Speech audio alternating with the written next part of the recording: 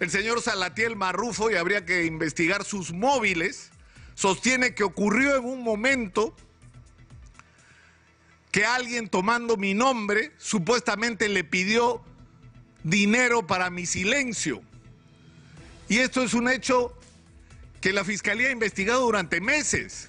Y la primera cosa que está clara es que yo jamás recibí dinero y jamás me callé. Quería callarme con dinero. El periodista Nicolás Lucar explotó contra Salatiel Marrufo, involucrado actualmente con una organización criminal que disputaba el control de las azucareras y que en el camino cometió una sucesión de actos ilegales que incluyeron homicidios.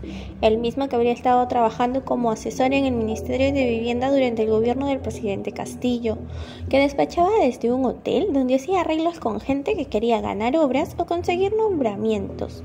Algo que el periodista habría denunciado, incluyendo información que confirmaba que Salatiel Marrufo habría sido también el dueño de FONAFE, donde hacía y deshacía contratos a su antojo.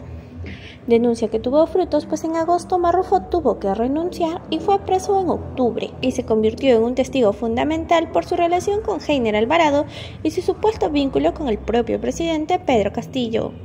Y en medio de esta polémica es que este corrupto aseguró que Nicolás Lucar le pidió dinero para que guarde silencio cuando este nunca se calló. Nicolás Lucar recordó incluso que Salatiel Marrufo quiso demandarlo por difamación porque él solito hacía una campaña de denuncias en su contra, denunciando todos los negocios turbios, incluido lo que sucedía en FONAFE. A continuación te mostramos el video. El día 7 de diciembre, Pedro Castillo toma una decisión que para muchos resulta sorprendente. Pretende dar un golpe de Estado, supuestamente sintiéndose amenazado por la inminencia de una vacancia que no tenía los votos suficientes para ocurrir esa tarde. Pero las razones reales, más allá de las palabras y de los argumentos, tenían que ver con un hecho fundamental. Es decir, el que se había producido no solo la captura, sino la confesión de una persona que era clave en la red de corrupción que se había tejido alrededor del presidente o expresidente Castillo ahora, y que podía acreditar que Pedro Castillo había recibido dinero de origen ilegal, de comisiones ilegales. Y esta persona se llamaba Salatiel Marrufo. Por eso el nerviosismo y esa especie de ataque de nervios generalizado que sufre Pedro Castillo y que lo empuja a una decisión tan absurda como la que tomó, tan aparentemente absurda. El problema es que se sentía perdido. Y esto ha generado mucha controversia. Y yo quiero refrescarle la memoria a algunos sobre esta historia. Algunos que además se pasaron meses presentando ante la opinión pública a supuestos testigos que leían papeles que alguien les había escrito antes y que no pudieron acreditar sus versiones como ciertas y finalmente se derrumbaron como elementos decisivos de prueba para involucrar a Pedro Castillo en actos de corrupción. Lo de Salatiel Marrufo era otra cosa. Y lo denunciamos acá y lo denuncié yo por primera vez. Nadie sabía en los medios de comunicación, excepto en el norte del Perú y sobre todo en Chiclayo, quién era Salatiel Marrufo. Un hombre, abogado, involucrado con una de las organizaciones criminales, según el Ministerio Público, que disputaban por el control de las azucareras y que en el camino no solamente habían cometido una sucesión de actos ilegales, sino incluso se había involucrado homicidios en esta guerra por el control y por apoderarse de algo que era ajeno, porque las azucareras se supone que son de los azucareros. Y lo que me resultó sorprendente es la información que vino precisamente de allá del norte, de que se habían enterado de que uno de los involucrados como investigado en un escandaloso caso de lavado de activos, de organización criminal y demás en el norte, estuviera trabajando como asesor en el Ministerio de Vivienda. Es decir, ¿qué hacía en medio de esta discusión de cómo escogía Pedro Castillo, por Dios, a su funcionario?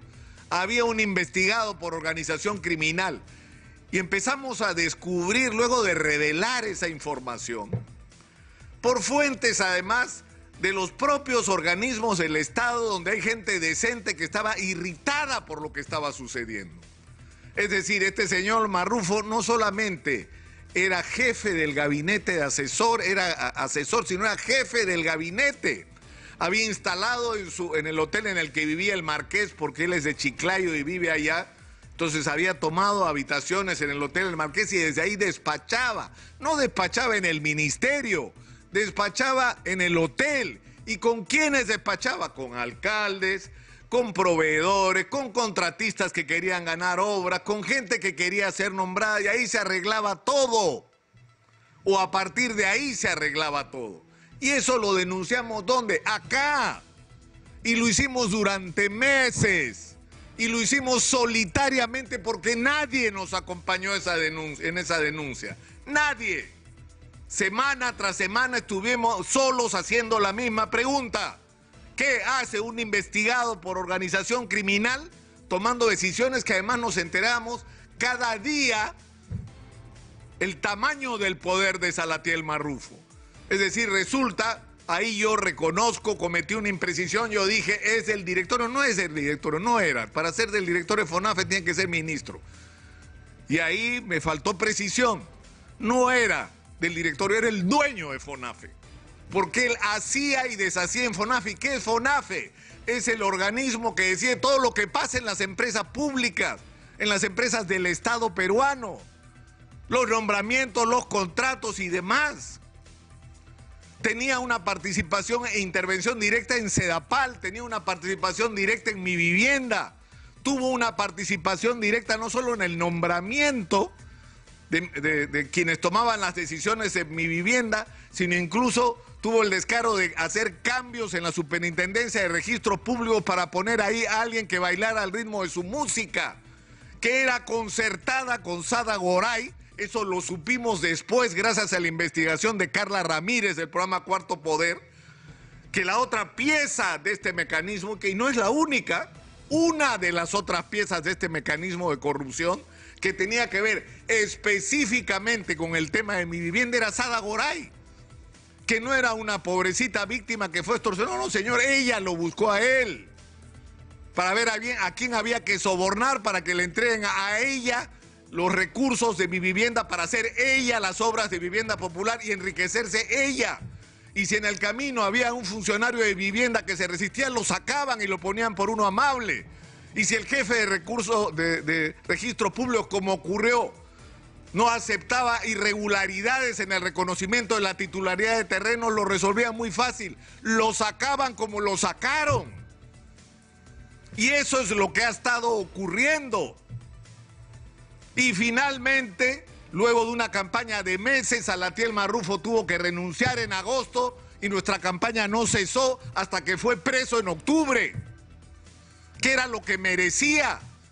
Y se convirtió en ese momento en un testigo fundamental porque su poder de dónde venía, no solo por su relación con Heiner Alvarado, que aparentemente viene desde los días universitarios, sino por el vínculo que estableció con el propio presidente Pedro Castillo.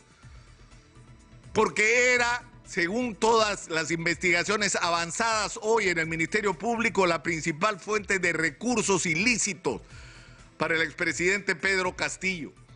Y en medio de todo esto, el señor Salatiel Marrufo, y habría que investigar sus móviles, sostiene que ocurrió en un momento que alguien tomando mi nombre supuestamente le pidió dinero para mi silencio. Y esto es un hecho que la Fiscalía ha investigado durante meses. Y la primera cosa que está clara es que yo jamás recibí dinero y jamás me callé. Eso nunca ocurrió. Es más, se ha pretendido en el momento que Salatiel Marrufo hacía llegar a toda la gente que lo rodeaba y que le decía, Lucar te da con palo todos los días si tú no contestas, y cuestionaban su presencia en el gobierno, y él amenaza con demandarme. Y cuando yo hago una declaración puntual para protegerme de una eventual demanda por difamación, y donde digo el piso está firme y las cosas que he dicho son ciertas, No tiene un chifa, es una expresión popular, tiene un tremendo problema judicial en Chiclayo. ¿Cómo va a dirigir los destinos del Ministerio de Vivienda?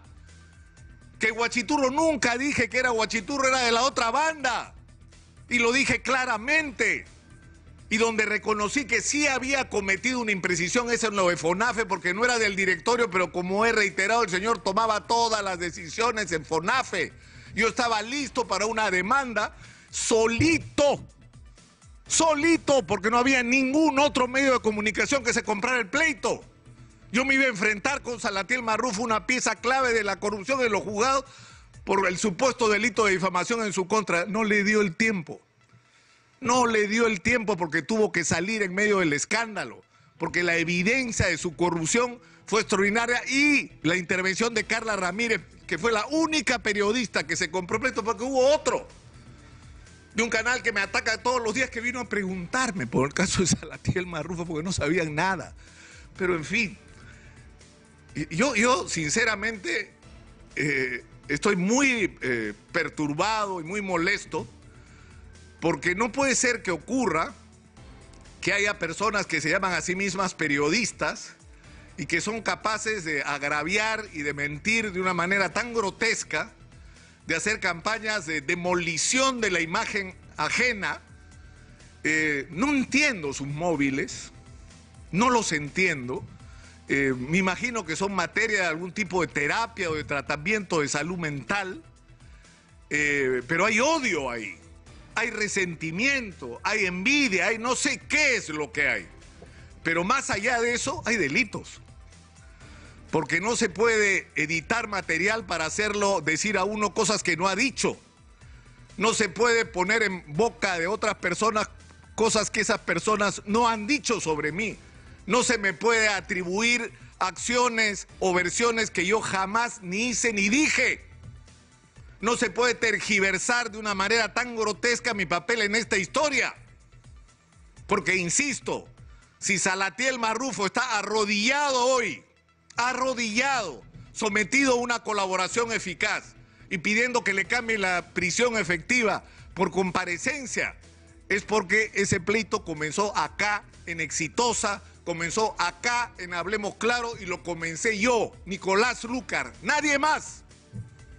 Y defiendo con orgullo lo que hice, porque lo hemos hecho no solo con Salatiel Marrufo. Y yo creo que el caso de Salatiel Marrufo no es sino la punta del iceberg. La punta del iceberg. ¿Por qué no revisamos uno por uno los contratos de Sedapal? ¿Por qué no revisamos uno por uno los contratos que se han firmado en las empresas públicas durante el tiempo que él fue todopoderoso dentro del gobierno de Pedro Castillo? ¿Por qué no investigamos todas y cada una de las obras que concesionó u otorgó el Ministerio de Vivienda? Y lo que vamos a descubrir es otra Sada Goday, otras, porque ella es una de las integrantes de estas redes de corrupción que se tejieron alrededor de Salatiel Marrufo. Y nosotros les vamos a contar esa historia acá, de eso pueden estar seguros.